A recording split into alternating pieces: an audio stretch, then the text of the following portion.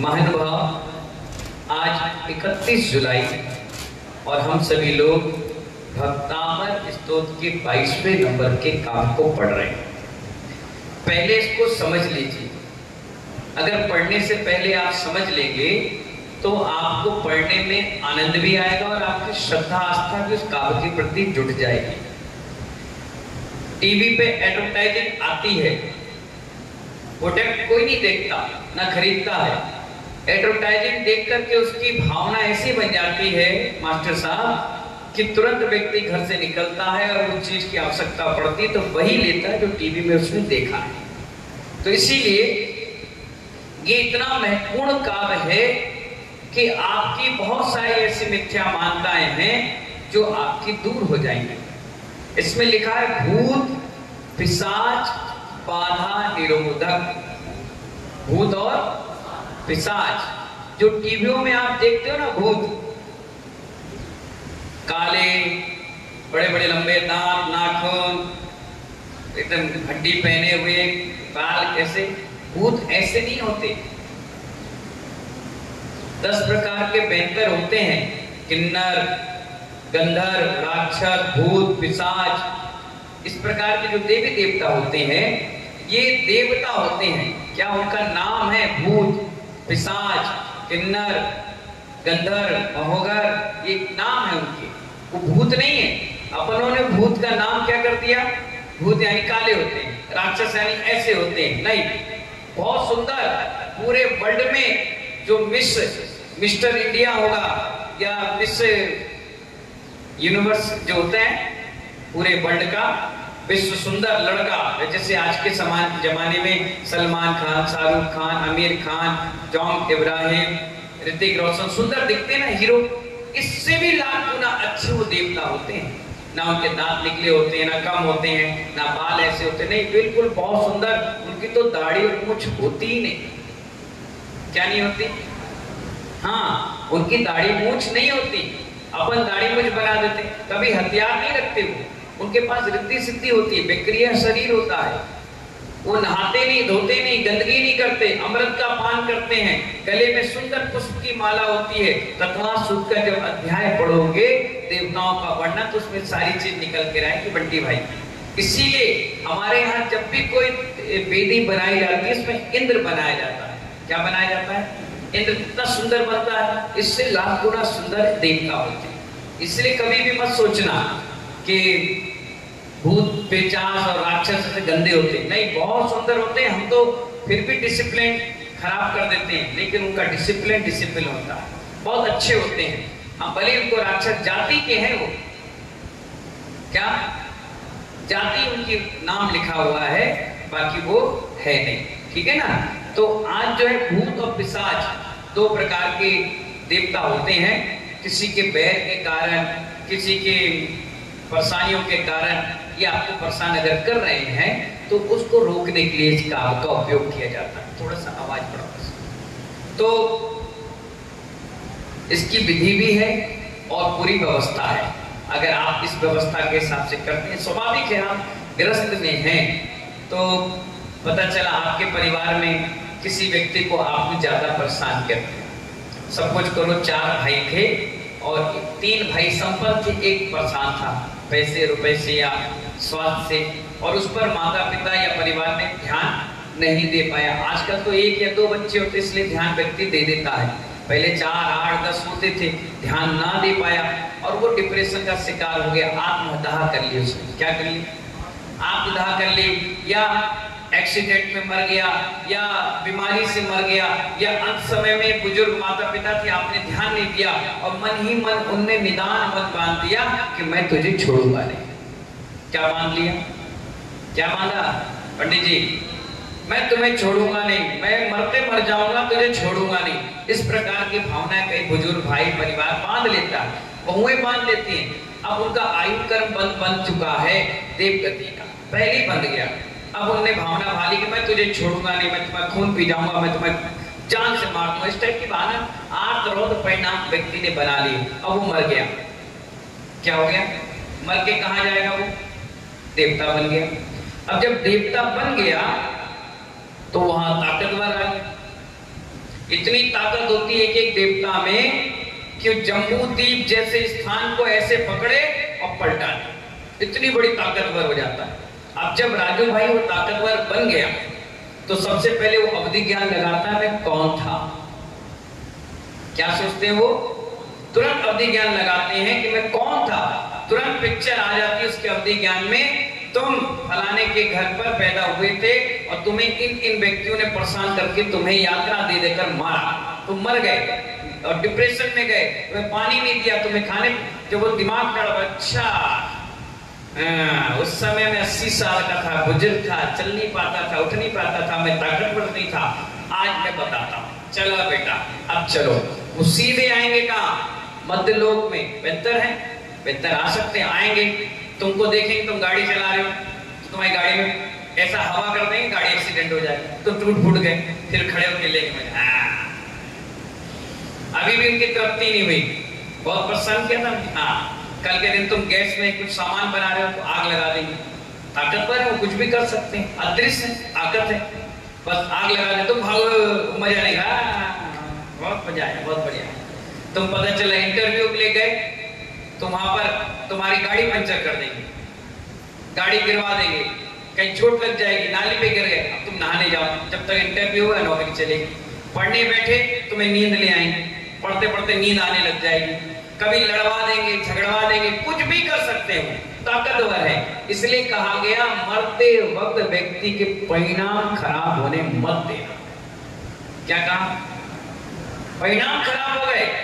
और कुछ लोग ऐसे भी होते हैं बहुत स्नेह करते हैं, वो देवता बन गए और कहते हैं मेरी जैसी बहू नहीं है, मेरे जैसा बेटा नहीं है, मेरे जैसा पति नहीं है, मेरे जैसा पत्नी नहीं है, ऐसे भाव बना के मोह राग युक्त हो जाते हैं और चले गए स्वर्ग। तो वो आते भी सपने में परेशान करते हैं। इसलिए हमारे यहाँ कहा गया बुजुर्गों से ना ज्यादा राग रखो और ना ज्यादा द्वेष करो। अब राग भी रख रहे हो तो भी दिक्कत और द्वेष कर रहे हो तो भी। साम्य दृष्टि से माता पिता एक सहयोग के रूप में है, जितना समय उनका धर्म ध्यान में निकाल लो उतना अच्छा। धर्म ध्यान से अगर उनका मरण हुआ, हरिशंकर जी, धर्म ध्यान के साथ अगर उनका मरण हुआ तो देवता बनेंगे और तुरंत याद करेंगे अवधि ज्ञान से मैं कौन था, तो याद आएगा कि मेरी भावना पढ़ रहे थे, समाधि भावना पढ़ रहे थे, तत्वा सुख का पाठ और प्रतिक्रमण कर रहे थे, भगवान सब में शिखर की यात्रा कर रहे थे, तो वहां उठते वो कहेगा अपनी देविकाओं से चलो नंदीश्वर चलते हैं, चलो पंचमेरु की वंदना करने चलते हैं, चलो कृत्रिम कृत्रिम जिनालय में व्रत दर्शन करने जाते हैं। भावना तुरंत परिवर्तन हो जाएगी, वो आपको परेशान नहीं करेंगे। अवधि ज्ञान से उन्होंने ध्यान दिया ना, तो इसीलिए जब भी कोई बुजुर्ग या कोई परिवार का बीमार पड़ जाए या अंतिम स्टेज में है तो उसे राग की बात मत करो, ना बैर की बात करो कि देखो तुम्हारा दुश्मन था बाबा, तुम मर जाओगे तो मैं बदला लूंगा, ऐसे मत कहना। कि ये मत कहना कि बाबा देखो तुम्हारा नाती तुम्हारे बगैर रह नहीं पा रहा, पत्नी रोएगी, राग की बात भी नहीं करो। उनसे कहो दिन रात मेरे स्वामी मैं भावना ये भाऊं, देहांत के समय में तुमको न भूल जाऊं। इतनी प्यारी भाषा में उस अंतिम समय के व्यक्ति को समझाना चाहिए। ये कहना चाहिए पत्नी अगर पति है तो पत्नी को कि देखो हमारा तुम्हारा एक सहयोग था, मेला में झूले में दोनों बैठे, तुम्हारा नंबर पहले आया था इसलिए तुम पहले जा रही हो, मेरा नंबर बाद में आएगा तो मैं चले जाऊंगा, तुम चली जाओगी तो कुछ नहीं ले जाओगी और मैं चला जाऊंगा तो मैं भी कुछ नहीं ले जाऊंगा। इसलिए ना मुझसे प्रेम करो, राग करो, ना मुझसे द्वेष करो, ना मेरे प्रति कोई भाव रखो, क्षमा का भाव रखो और तुम भी अपनी सदगति को प्राप्त करो और मेरी भी सदगति प्राप्त हो, ऐसी भावना हो। जब ऐसे भावना करोगे ना तो ना वो आपको परेशान करेगा ना आप उसको परेशान करोगे। इसलिए कहते हैं मरते वाले व्यक्ति को कभी भी संकलेश परिणाम नहीं बनाना चाहिए। समझ में आए? तो ऐसे लोग जब मरते हैं तो भूत पिशाच बन करके ताकतवर बन जाते हैं, फिर बदला लेते हैं। और देवता तो वैसे ही ताकतवर होते हैं, वो कभी भी कहीं भी कैसे भी आकर के परेशान करेंगे। पुण्य है तो परेशानी क्या होगी, धीरे से निकल जाएगी, लेकिन गर्भ का उदय अगर तेज आ गया तो मानव क्या होगा, वो तुरंत पटक नहीं देगा आपको और आप धराशायी हो जाओगे। मील लगाई, मील फेल हो गई, काम चालू किया, काम फेल हो गया, दुकानदारी खराब हो गई, कपड़े में आग लग गई, जराबे में लूट के ले गया, मंडी में दाम घट गए। कई प्रकार की चीजें हैं जो देवता अपनी शक्ति से समीकरण बदल देते हैं, इतने ताकतवर होते हैं। तो इसीलिए जब भी अंत समय किसी का आए तो किसी प्रकार ऐसे जानवरों के प्रति भी, जानवर भी बन के कई देवता बन गए तो वो भी बदला लेंगे, वो भी ताकतवर। इसलिए कुत्ते, गाय, बिल्ली, शेर, बिच्छू, बिल्ली दुनिया भर के लोग पाल लेते हैं, फिर परेशान करते हैं, मारते हैं, उनके आंखों से आंसू गिरते हैं, दुखी होते हैं, बोल तो पाते नहीं। तो मूक पशुओं के भी बद्दुआएं या अंदर से निदान मत अगर बंध गया तो कहीं ना कहीं बदला तुमसे जरूर लेंगे। एक कहीं पर व्यक्ति बैल को खूब मारता था, बैल बेचारा सहन करता गया, छोटा था तब वो ताकतवर बन गया। तो एक दिन जैसे उसके मालिक ने जो मारता था उन्हें रस्सी खोली, उन्हें सबसे पहले उसको उठा कर पटक दिया, हड्डी पसली सब टूट गई। अब बैठा आराम से रो रहा है, किसने मारा? बैल ने। ये नहीं बताया कि 100 दिन हमने मारा, एक ही दिन उसने मारा। अगर 100 का बदला ले तो एक बार में हड्डी पसली टूटी है, 100 बार में तो तुम काम ही खत्म हो जाएगा। तो अभी तो उसने मूल ब्याज लिया, अभी मूल तो लिए ही नहीं। इसलिए कभी भी जानवरों को है, इंसानों को है, नौकरों को है, कहीं व्यवस्थापकों को कभी छेड़ना नहीं चाहिए। जैसी व्यवस्था चल रही चलने दो, समझा दो, बता दो, ठीक है भैया आप तुम जानो, तुम्हारा काम जाने, ना जाने काम कौन बदला ले ले, घर में सांप बन के निकल आए, काट खाए, कभी बैल बनकर मार दे, कभी बिच्छू बनकर डंक कर दे, वो सब पुराने बैल होते हैं। कभी ऐसा नया नहीं होता कि जान नहीं, वो पुराना कुछ आपने बांध रखा है जो आज बड़ी खुशी खुशी से तुम्हें काम को निपटे। कुत्ते काट लेते हैं, क्या कर लेते हैं, और लोग कहते हैं हम तो चुपचाप जा रहे हैं, पता नहीं कैसे काट लिया, पता नहीं काटा, कहीं ना कहीं तुमने उसको चोट पहुंचाई होगी, मारा होगा, पीटा होगा, पूर्व में या अभी, तो उसने सिर्फ अभी ब्याज लिया है। अभी तुम्हारी जान बची हुई, जान तो नहीं ली, बच गए। तो इसीलिए इस प्रकार के भूत और पिशाच जो 2 प्रकार के जाति के देवताओं में बेहतर जाति के देव हैं, उनकी जाति, उनसे बचने का एक उपाय है। इसको पढ़िए। स्त्रीणाम, सा छोटा है ना, इसलिए अपन इस बोलेंगे और त्रिनाम जोर से बोलेंगे। बोलिए त्रिनाम। सप्तानी, नी छोटा है ना, ता बड़ा है, और शक्कर का सा है, मूर्धन सा। सतानी, सतसो जनयन्ति पुत्रान नान्या, नान्या, या में आपकी मात्रा है, नान्या नहीं बोलना, नान्या सुतम दुपमम जननी प्रसूता सर्वा दिशो ददति भानी सहस्त्र रश्मिनी विद्य है ना, प्राचेव दिग्जनयति, ती के बाद आधा सा जुड़ जाएगा, तो बोलिए प्राचेव दिग्जनयतिस फुर, बोलो फुर। दंसु, सु कैसा है, शक्कर का है ना, दंसु जालम, लम छोटा है, इसलिए अपन क्या बोले, जा में ज्यादा जोर लगाइए, जालम, ठीक है ना, बिल्कुल बढ़िया है, इजीली। और महिलाओं के लिए विशेष रूप से एक काम है, अभी मैं पढ़ूंगा, समझाऊंगा तो आपके समझ में आएगा। एक बार सुन करें, एक लाइन में पढ़ूंगा, आपको रिपीट करना है, ठीक है ना। स्त्रीणाम शतानि सतसो जनयन् त्रिपुत्रान्। शुक्ला, फिर से, स्त्रीणाम शतानि शतसो जनयन् त्रिपुत्रान्।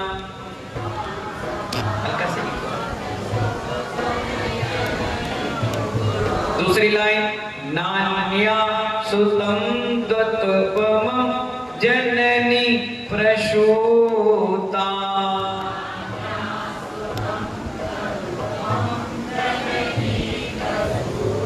त्वदुपमम्, अलग अलग पढ़िए, त्वदुपमम्, ठीक है ना। नान्या श्रुतं त्वदुपमम् जननी प्रसूता।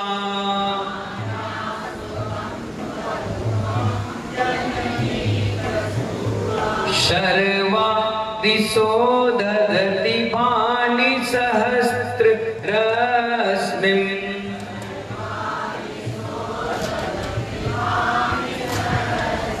फिर से, सर्वा दिशो ददति भानि सहस्त्र रश्मिम्।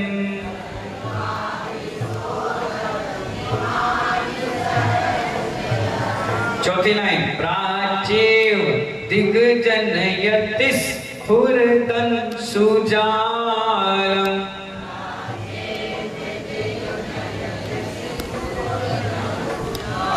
फिर से, प्राचीव दिग्जनयति स्फुरतन सुजालम्।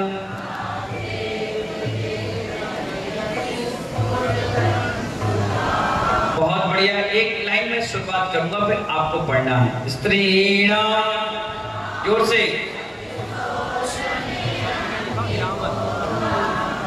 नान्या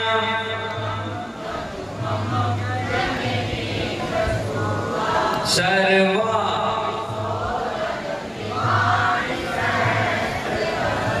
प्राचीव। सारी लेडीज पढ़ेंगे, स्त्रीणाम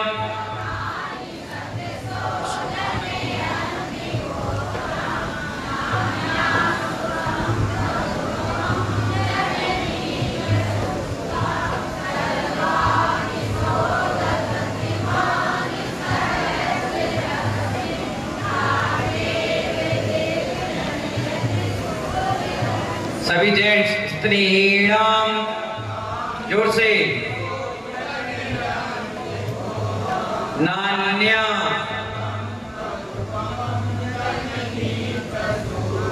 सर्वा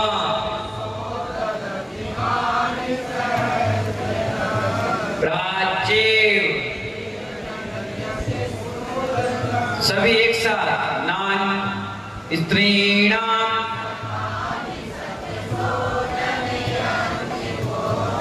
नान्या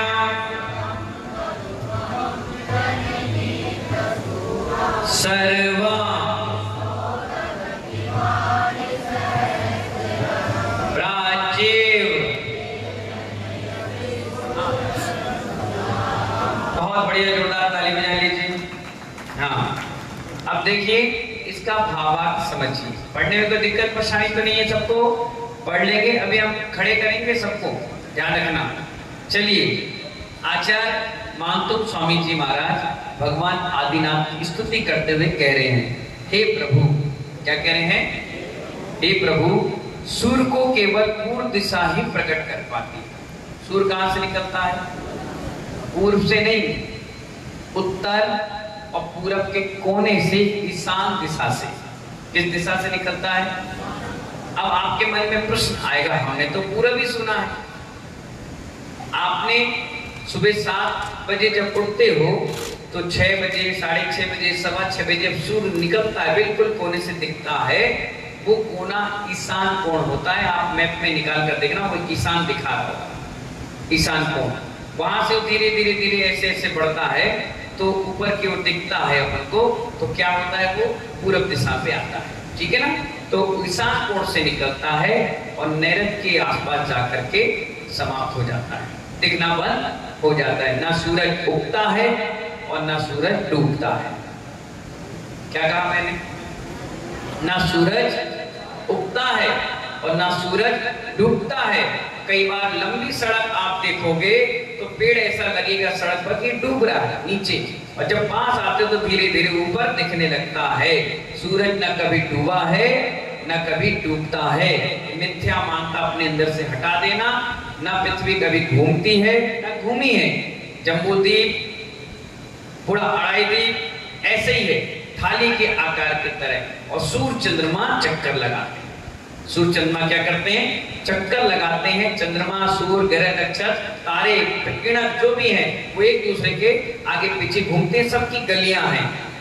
जब सूरज क्या है? आपका गोला। यही पढ़ा ना आपने स्कूल में? नवीन भाई क्या पढ़ा? हाथ जोड़कर बोला करो, क्या पढ़ा? रितेश क्या पढ़ा? और चंद्रमा ठंडा है? पर सुनिए, सूरज और चंद्रमा एक विमान है। क्या है? जैन दर्शन के अनुसार बता रहे आपको, जो शास्त्रों में निकल कर आया, गुरुओं से सुना। त्रिलोक ग्रंथ जब आप पढ़ेंगे तो उसमें सारा डिटेल है। सूरज एक विमान है, चंद्रमा एक विमान है। 16,000 इंद्र, 8,000 आगे और 8,000 पीछे उसको धक्का देते हैं। धीरे धीरे धीरे धीरे वो घूमता है। तो घूमने की प्रक्रिया होती है, अलग अलग गलियां होती हैं, उस गलियों में धीरे धीरे घूमता है। सूरज की किरणें तेज है, लेकिन सूरज मूल में ठंडा है। क्या कहा केसी जैन साहब, कपूरे दादा, क्या कहा मैंने? बताइए। सूरज की किरणें तेज है, मूल में सूरज ठंडा है। ऐसी चंद्रमा मूल में गर्म है, लेकिन किरणें ठंडी है। अब आप देखिए इसका रीजन, तर्क से समझिए। जब संक्रांति होती है 14 जनवरी को, तो सूरज कहां रहता है? बिल्कुल नजदीक। कहां रहता है? बिल्कुल नजदीक। तो गर्मी लगती है कि ठंडी? सबसे ठंडा दिन होता है, क्योंकि मेरू पर्वत के बिल्कुल नजदीक में सूरज पहुंच जाता है। फिर देवता उसको वापस रिटर्न टू खींचते हैं। तो जब जून का 14 जून का 9 तपा का दिन आता है, तो सूरज सबसे, इसलिए उसकी किरणें क्या होती है? गर्माती है। अपन कहते हैं भगवान मर गए, हम तो घर से निकल नहीं रहे, लाओ भैया एसी चालू करो, अरे बर्फ का पानी लाओ, कोल्ड ड्रिंक बनाओ, पानी लगाओ, भैया हम तो मर गए, घर से नहीं निकल पा रहे। सुबह 4-5 बजे भी मौसम ठंडा नहीं, गर्म रहता है। सूरज दूर गया, किरणें पास आ गई तो गर्माहट हो गई। ऐसी चंद्रमा का है, शरद पूर्णिमा को नजदीक आ जाता है, दूर हो जाता है तो गर्माहट हो जाती है, और दूर हो जाता है तो ठंडक हो जाती है, और पास आ जाता है तो गर्माहट चालू हो जाती है। ऐसी चंद्रमा का है। और जो सूरज आज दिख रहा है वो कल आपको नहीं दिखेगा, जो कल दिखेगा वो परसों नहीं दिखेगा, क्योंकि जिस जगह पर हम बैठे हुए हैं इसके बीचों बीच मेरू पर्वत है। हम भरत क्षेत्र में हैं।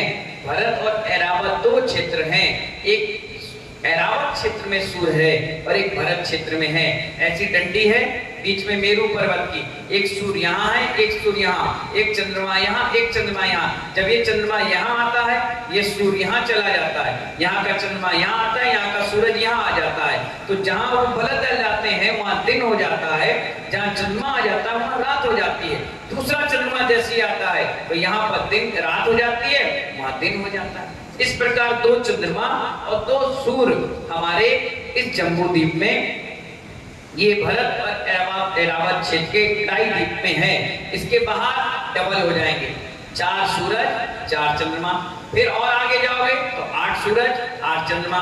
ऐसे पूरे गिनती, अभी मैं आपको आगे आएगा चैप्टर, मैं आपको क्रिम क्लास में और अभी बताता चला जाऊंगा कितने सूर्य और कितने चंद्रमा पूरे द्वीपों में फैले हुए हैं। उसका पूरा चार्ट बना हुआ है। ऐसे समझाऊंगा समझ में नहीं आएगा, चार्ट से समझाऊंगा तो डिटेल में आपके समझ में आ जाएगी। इसलिए कहा गया कि सूर्य ईशान कोण से निकलता है, इसलिए जितने भी धार्मिक क्रियाएं होती हैं वो सब ईशान कोण से होती है। किस कोने से होती है? सूरज जैसी वहां से दिखा आपको, आपके हिसाब से निकल रहा है, हमारे हिसाब से दिख रहा है, तो वो सारी पूर्ण वर्गणाएं और एनर्जी कहां पर ले आता है? उस स्थान पर। इसीलिए घर में बोरिंग, कुआं, पानी का स्रोत कहां रखते हैं? ईशान कोण पे, क्योंकि शरीर में 70% अभय कुमार जी मोदी जी पानी है। कितना परसेंट? कितना? अगर व्यक्ति शरीर के पानी को पूरा निकाल दे तो 2 बच्चे नहा लें, इतना पानी है एक शरीर में। जितनी चेहरे की रंगत देख रहे हो तुम, चेहरे पे ग्लो और चमक देख रहे हो, किसके कारण है? पानी के कारण है। अगर ये व्यक्ति पानी ना पिए तो दूसरे दिन शरीर सिकुड़ने लगता है, तीसरे दिन और, चौथे दिन और। इसलिए उपवास के बाद बताया गया सबसे ज्यादा पानी पीजिए। और आप क्या करते हैं? गोलगप्पे खाते हो, टिक्की खाते हो, दुनिया भर का काम कर लेते हो, इसलिए आप बीमार रहते हो। पहले जो 70% पानी आपका निकल गया है शरीर से, 2 दिन 3 दिन 5 दिन के उपवास में कम से कम 2 दिन तो पानी ही पानी पीजिए। शरीर में पानी की मात्रा ठीक हो जाएगी। फिर आपकी अपने आप जठराग्नि कहेगी कि आप खाओ। अब आप चबाओ तो हल्का फुल्का फल फ्रूट लीजिए, हल्का भोजन करिए। फिर हल्का भोजन के बाद आपकी भूख बढ़ेगी, डाइट बढ़ेगी, शरीर कहेगा ताकत चाहिए उठने बैठने के लिए। तब जाकर 2-1 चपाती खाए, हल्का सा चावल खाए। फिर जाकर जब 4-5 दिन हो जाए तब आधा किलो बादाम खाओ। और तुम क्या करते भी होगा, अनंत चतुर्दशी के बाद पारना, अगर उकाली रख दें तो ऐसा मुंह बनाओ। क्यों भैया? अरे यार 8 दिन के बाद पारना हो रहा है, 10 दिन के बाद हो रहा है, आधा 1 किलो मावा मिष्ठान रखो यार। नहीं, आप खा तो लोगे लेकिन घर में जाके पड़ जाओगे। फिर क्या कहोगे? हे भगवान महाराज जी, घबराहट हो रही है, क्या हो गया? जब से उपवास किए तब से परेशान हो गए। अरे उपवास से कोई परेशान नहीं होता, जब से तुमने पेट में अन्न डाल दिया तब से तुम परेशान हो रहे हो। उपवास में 10 दिन ना तुम्हें कसाय भड़की, ना तुम लड़े ना झगड़े, शांत परिणाम होकर के भगवान भजन कर रहे थे। अगर उपवास से स्वास्थ्य खराब होता तो हम दोनों मुझे आज का 13वां उपवास है, सबसे पहले तो हम टैंक गिर जाते, 4 लोग उठा के लेते। और पास में कितनी एनर्जी रहती, कितने बोलते करते सब कुछ है, शरीर की सारी गंदगी साफ हो जाती है, मन भी प्रसन्न रहता है उपवास से। इसलिए डॉक्टरों को भी कहना पड़ा महीने में 1 दिन निर्जल उपवास करना चाहिए अगर आपको अपना स्वास्थ्य का ध्यान रखना है तो। अब आप क्या करते हो? उपवास तो रखते नहीं, क्या करते हो? उस दिन भी खाना चाहते हो, कितना खाओगे? कीड़े बन पड़े थे, कीड़े। नगर पालिका का डब्बा भी खाली हो जाता है, तुम्हारा डब्बा कभी खाली नहीं। ये खाओ, वो खाओ, वो खाओ, ये खाओ, है तवा, है तवा, है तवा मची पड़ी। चौके में कभी जाओ, बनाते 10 आइटम हो, ये मुनिराज जी उपाध्याय आपके बीच क्या लेते हैं? 1 कटोरी सब्जी में भी 2, 3 या 4 चम्मच इसके अलावा नहीं लेते। जितना व्यक्ति कम खाता है ना, वो उतनी जल्दी भगवान बन जाता है, और जो जितना खाता है उतनी शैतान बन जाता है। समझ रहे हो? ये पंचम काल है, भूख बढ़ती है। जब भोग भूमि के जीव थे पहले काल के तो 3 दिन में 1 बार खाते थे, जब दूसरे काल का है तो 2 दिन में खाए, तीसरे के 1 दिन में, चौथे में 2 टाइम में, और पंचम काल में कोई टाइमिंग ही नहीं है। रात के बगल में लोटा लेके सोते हो कि कहीं प्यास लगे तो आंख भी नहीं खोले, गड़गड़ गड़गड़ गड़गड़ गड़गड़, मजा आ गया। ऐसी करते हो? कभी नहीं करना चाहिए। और ऐसी दशा में आप मर गए तो पानी में कीड़ा बनना पड़ेगा। वो पानी गिरता है तो क्या चलता है? वो केचुआ। जब जब केचुए को देख लो समझ जाना इसने रात में गड़गड़ गड़गड़ पानी पिया, इसने मर के ऐसा बना। मछली कितनी प्यासी होती है, पानी में रह करके ऐसी दशा तुम्हारी बनेगी। ये मैं बद्दुआएं नहीं दे रहा, नहीं तुम सोचो महाराज बद्दुआ दे रहे हैं, हम नहीं सुन रहे, मत सुनो, कभी तो सुनोगे। हम तो प्यार से पुचकार रहे हैं, कर्म नहीं पुचकारते, वो तो पटक नहीं देते, ऐसे देते कि धराशायी हो जाओ 2 मिनट में, अच्छे भले फेल हो गए, उसके आगे किसी की नहीं चलती है ना। तो इसीलिए आपको समझा रहे हैं, बता रहे हैं कि सूरज कहां से दिख रहा है आपको? ईशान कोण से, पूरब से नहीं, ईशान से आता है और धीरे से अपने स्थान पर चला जाता है। आप सोचते हो उग गया, आ गया, डूब गया, अस्त हो गया, ये तो बात की विषय है, समझने की विषय ये है कि ना सूरज कभी डूबता है ना कभी उगता है, ठीक है। उसमें भी विमान है, भगवान है, विराजमान है। इसलिए सिर्फ सूरज को कोई देख सकता है तो चक्रवर्ती वो भी संक्रांति के दिन, और हमारी संक्रांति क्या और कोई उसकी महत्ता नहीं है। तिल्ली के लड्डू खाए जाते हैं, खाए इसलिए जाते हैं कि ठंड रहती है, इसीलिए मुहूर्त नहीं होते, नहीं तो तुम लड्डू बना बना के खाओ। ये सब चीजें नहीं होती। थोड़ी सी अपनी मिथ्या मान्यताओं को सुधारने का प्रयास करो। हम सम्यक दृष्टि जीव हैं, इसलिए सम्यक बातें किया करो। जिस प्रकार कहाँ चला गया, जिस प्रकार सूर्य को केवल ईशान या पूरब दिशा ही प्रकट कर पाती है। मैं इसलिए कह रहा हूं क्योंकि आपको पूरब ही याद है ना, इसलिए पूरब बोलना पड़ता है। तो ईशान और पूरब दिशा ही प्रकट कर पाती है, अन्य दिशाएं नहीं। आप देख लीजिए, उत्तर से सूरज नहीं दिखेगा, दक्षिण में नहीं दिखेगा, पश्चिम में नहीं दिखेगा सुबह सुबह, इसलिए पूर्व दिशा ही सिलेक्टेड है उसकी। अन्य वैसे ही अन्य सैकड़ों स्त्रियां पुत्रों को तो उत्पन्न करती हैं। किसका किसका लड़का है बताना, हाथ ऊपर करिए। हाँ, सबके लड़के हैं, पर एक बात बताओ, हर किसी का मुनि बन गया? जब तुम्हारा मुनि नहीं बन पाया, कोई कुछ तो ऐसी माता है जिनका मंदिर ही नहीं जाता, कुछ तो ऐसी जिनका आलू प्याज ही नहीं छोड़ता। अब आप सोचिए, सैकड़ों माताएं जन्म तो एक बच्चे को दे रही है, पुत्र रत्न की प्राप्ति भी कर रही है, लेकिन किसी भी माता का ना तो मुनि बन पाया और ना तो तीर्थंकर बन पाया। इसीलिए आचार्य इसमें इतनी बड़ी मां की विशिष्टता बता रहे हैं कि अन्य सैकड़ों स्त्रियां पुत्रों को जन्म कर सकती हैं, लेकिन आप जैसा लाल यानी तीर्थंकर जैसा पुत्र सिर्फ एक ही मां पैदा करती है और कोई नहीं। इतनी बड़ी ताकत, इतना बड़ा पुण्य एक ही मां का होता है।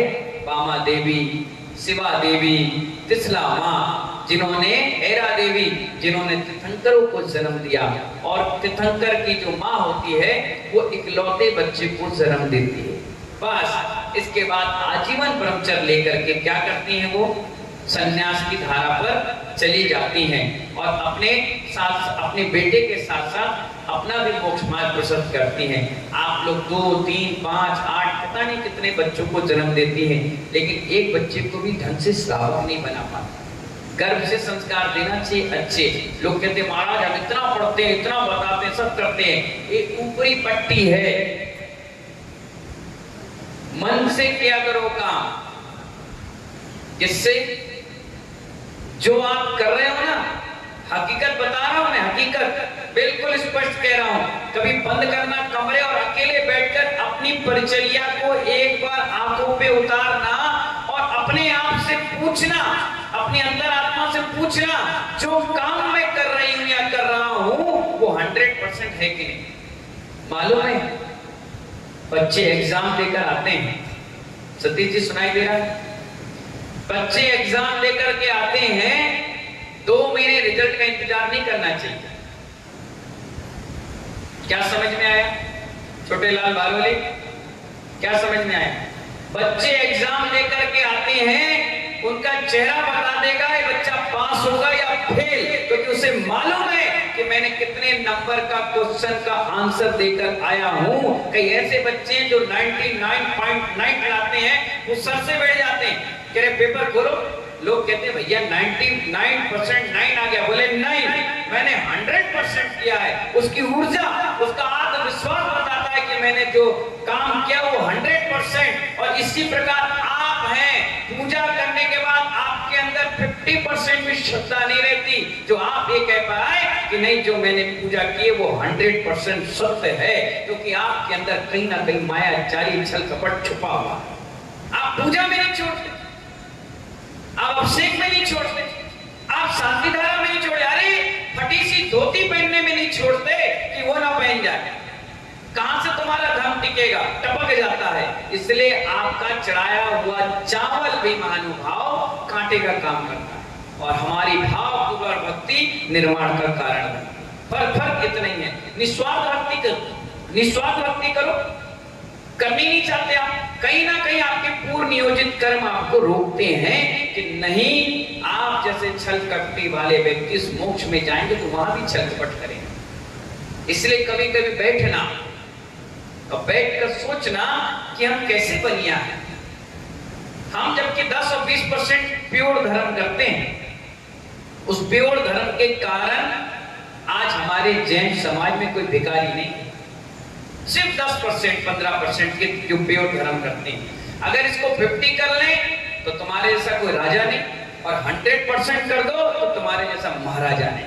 तुम 100% करके देखो, अगर जिस दिन तुमने 100% कर लिया तो वैष्णव सागर तुमको गारंटी देता है कि वहां तुम बैठे नहीं मिलोगे, कपड़े लत्ते उतार कर इस बगल में बैठे मिलोगे कि हाँ अब हम भी मोक्ष मार्ग में पड़ रहे हैं। सिर्फ पैसा कमाना पुण्यात्मा जीव की निशानी नहीं है, पुण्य के साथ साथ अपनी चर्या बनाना भी पुण्यात्मा जीव की निशानी। पैसा तुमने कमाया और शराब की बोतल तुम्हारे घर में खुल रही, पैसा तुमने कमाया और तुम्हारे घर कोई साधु आहार करने नहीं आ रहा, तुम्हारा पवित्र धन नहीं है, तुम्हारा पाप कमाई का धर्म है, इसलिए तुम्हारे घर पर तुम्हारी रोटी का निवाला इस साधु के अंजलि तक पहुंच नहीं पा रहा, तुम्हारा भोजन उधर बट रहा है। ऐसे लोगों को जो तंबाकू बीड़ी सिगरेट पी के पड़े हैं, पवित्र धर्म होगा तो महानुभाव मुनिराज के इस गर्त में आएगा। एक दिन भोजन कल करके आया, पुण्यात्मा जीव था, इसलिए तो आज उपास करके साधना कर रहे हैं। सोचिए विचार करिए आप लोग, आप थोड़ा सा पुण्य कमाते हो, इसलिए आपको भिखारी बनकर कटोरा लेकर के कहीं मंदिर के सामने बैठना नहीं पड़ता। सिर्फ एक दिगंबर जैन मंदिर है, इसके समाज में कोई भिखारी नहीं है और ना मंदिर के सामने कोई भिखारी बैठता, सिर्फ एक दिगंबर जैन मंदिर, बाकी सब जगह तुम्हें मिलेंगे कहीं ना कहीं। आप देख लीजिए उठाकर 5 मंदिर है डबरा, एक भी भिखारी बैठता हो तो बताओ। वो भिखारी को भी मालूम है कि जैन समाज है ये हमें कुछ देगी नहीं, अगर देने की इच्छा भी करेगी तो रोटी दे देगी, चावल दे देगी, यही खा लो और चले जाओ। वो पैसे नहीं देती, वो जानती है कि आप सक्षम हो, मजबूत हो, सेवा भाव में भी आगे रहती है, लेकिन वो पैसे खर्च नहीं करती। वो कहती नहीं, हमारा दान 4 प्रकार का है, 4 संघ को दीजिए। करुणा दान में खिला देती, खिलाएगी पिलाएगी, भंडारे कराएगी, पेड़ पौधे, अभी देखिए 6 तारीख को नेत्र शिविर है, कभी हॉस्पिटल में बांट रही, कभी गरीबों को व्यवस्था बना रही है, कुछ ना कुछ करती रहती है। इसीलिए महानुभाव मेरा कहने का मतलब ये है, जो 10%, 5%, 15% आप पुण्य कमाते हैं, उस पुण्य के प्रभाव से आपके घर में धन दान वैभव पैसा रुपया सब बढ़ रहा है। और यही थोड़ा सा और मैच्योरिटी के साथ, प्योरिटी के साथ काम करने लग जाएंगे तो धीरे धीरे इसकी बढ़ोतरी और बढ़ जाएगी। धर्म में जो अशांति है वो इसी कारण से, घर में जो क्लेश है वो इसी कारण से, समाज में जो द्वंद्व फैला है वो इसी कारण से। जिस दिन प्योरिटी ले आओगे उस दिन आप यही गलतफहमी में हो, एग्जाम देने के बाद आप इसी गलतफहमी में हो कि मैंने तो पूरा प्रश्न का आंसर दिया, पर जब आंसर शीट सर के पास आती है तो एक लाइन खींच देता है, आपने आंसर गलत लिखा। अरे मैंने लिखा, अरे लिखा तो था लेकिन लिखा गलत, इसलिए नंबर 1 भी नहीं मिलेगा। तुमने जो लिखा, मेहनत करी, उसके लिए ये है कि अगले साल फिर इसी क्लास में पढ़ो। तुम बहुत किस्मत वाले हो, तुम्हें क्लास से बाहर नहीं किया गया, बाहर नहीं किया गया। जितना आंसर दिया उतने नंबर मिले। अब एक काम करो, अगली बार ढंग से पढ़ाई करो, तब जाकर तुम पास होगे। मेरिट की बात तो भूल जाओ, मेरिट की बात भूल जाओ। इसलिए आचार्य कहते हैं कि ईशान और पूर्व दिशा से सूरज आ रहा है, अन्य दिशाओं से नहीं। ऐसी सैकड़ों माताएं पुत्रों को जन्म देती हैं, लेकिन तीर्थंकर को जन्म देने वाली इकलौती मां होती है। इस प्रकार से ये भगवान की मां की महिमा का गुणगान, भगवान के तीर्थंकर के गुणों का गुणगान यहाँ आचार्य माधव स्वामी ने किया है। इसी प्रकार से रिद्धि मंत्र पढ़िए, ओम ह्रीम अरम नमो आगास गामीणम रिद्धि सहित श्री आदिनाथ जनेन्द्राय अर्घम निर्वपामीति। चलिए 99 नंबर देखिए, 99 का बात चल रही थी और 99 सामने हाजिर हो गया। सर्वोत्तरो यंत्र पढ़ लीजिए, देख लीजिए और यंत्र पढ़िए, है ना। ओम ह्रीम अरम नमो आगास गामीणम झोम झोम नमः स्वाहा। ऐसे ऋषि जिन्हें आकाशगामी रिद्धि प्राप्त है, उन्हें मिला परिणाम। आकाशगामी समझ गए ना, नमो अरिहंताणम बोला और जिस ओर हाथ किया उस ओर अपन उड़ने लग गए। कब तक उड़े? जब तक ये हाथ ऐसे करके नमो अरिहंताणम की जाप चल रही है। मैं उदाहरण बता रहा हूँ, नहीं तो तुम चालू हो जाओ नमो अरिहंताणम, माला हिल ही नहीं रहे हम तो। अबे तुम हिलने लग जाओगे फिर हमारी क्या जरूरत। तो इसीलिए जो मुनिराज हैं, जिन्होंने साधना के बल पर, तपस्या के बल पर रिद्धि प्राप्त की है, उनके लिए है। मालूम है मुनिराज को तो खुद ही नहीं मालूम कि कितनी रिद्धि सिद्धि उनके पास है। हाथ जोड़ी पूछिए, हे उपाध्याय श्री, आपके पास कितने देवी देवता है बताओ? हम बताएं? हमें नहीं मालूम, हमें नहीं मालूम, क्लियर बता रहे हैं। मालूम है विष्णु कुमार मुनिराज की कथा सुनते हो? वो साधना कर रहे थे और उन्हें ये भी नहीं पता कि मेरे शरीर में विक्रिया रिद्धि हो गई है। विक्रिया जानते हो क्या होता है? कहो तो चींटी बन जाए, कहो तो हाथी बन जाए, कहो तो सुमेरु पर्वत पहुंच जाए, कहो तो पूरे ब्रह्मांड का चक्कर लगा ले। ऐसी रिद्धि होती है, विक्रिया रिद्धि शरीर में पैदा हो जाती है तपस्या से। उनको पता ही नहीं था। तो चुल्लक जी गए, बोले हे विष्णु कुमार मुनिराज, आप विक्रिया रिद्धि के धारी हैं और आप चलो इस उपसर्ग को दूर करो। तब उन्होंने कहा अरे मुझे कब हो गई? अरे आपने जो तपस्या की उसके बल पर मिल गई। अरे आप देखो हाथ ऊपर करो। उन्हें हाथ यूं किया तो सुमेरु पर्वत को छू लिया। अरे सूरज चांद को छू लिया। बोले मुझे पता नहीं है। बोले हाँ, जैसे आपने कहा ना कितने देवी देवता है, तो हमने क्या कहा हमें नहीं मालूम, लेकिन सब कुछ हो जाता है। एक मुनिराज की जब इच्छा होती है तो 1000 देवी देवता रक्षक देव के रूप में उनके साथ होते हैं। क्या होते हैं? इसका उदाहरण इसी रक्षाबंधन में आया, जब सुख सागर मुनिराज पर उपसर्ग हुआ। चारों मंत्रियों ने किया और जैसे तलवार उठाई मारने के लिए, वैसे वो किलित हो गए। क्या हो गए? किलित हो गए। लेकिन होना चाहिए सच्चे मुनिराज, नाम के नहीं, द्रवलिंगी नहीं, भावलिंगी। उनके साथ चर्या और उनके साथ व्यवस्था होती है तो ऑटोमेटिक सारी सिद्धियां आ जाती है। और भगवान के साथ कितने देवी देवता होते हैं? एक मुनि के साथ 1000 और भगवान के साथ हजारों। कितने?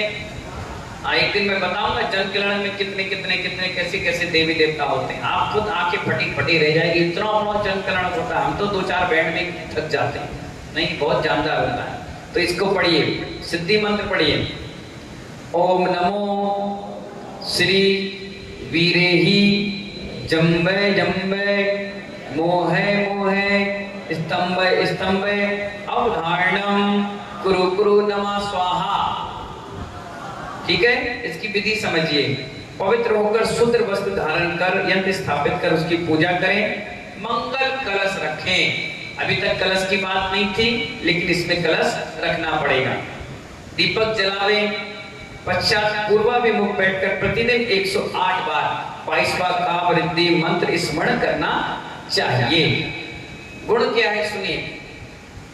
यंत्र को गले में बांधने से, क्या बताया?